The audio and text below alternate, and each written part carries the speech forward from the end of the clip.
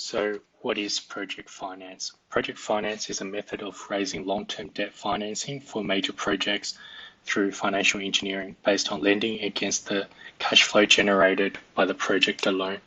It depends on detailed evaluation of a project's construction, operating, and revenue risks and their allocation between the various parties, the investors, lenders, and other parties through contractual and other arrangements. It is used to finance assets that have a long life.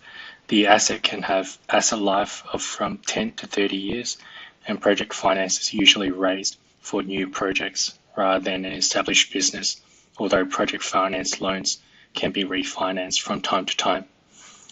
The financing is usually non-recourse. This is achieved by ring-fencing the project through a special purpose legal entity whose only business is the project. So the SPV is the project company.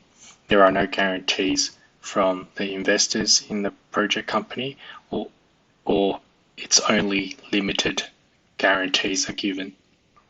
Lenders rely on future cash flow projected to be generated by the project for interest and debt repayments, rather than the value of its assets or analysis of historical financial results. The main security for lenders is a project company's contracts, licenses, or ownership of rights to natural resources. The project company's physical assets are likely to be worth much less than the debt if they were sold off after a default on the financing. The project has a finite life, and therefore the project finance debt must be fully repaid by the end of the life.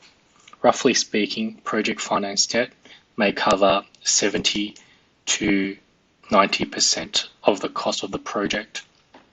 Project finance is an appropriate method of long-term financing for capital-intensive industries where the investment financed has a relatively stable cash flow.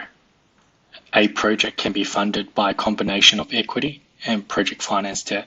The project finance debt can be provided by one or more groups of lenders.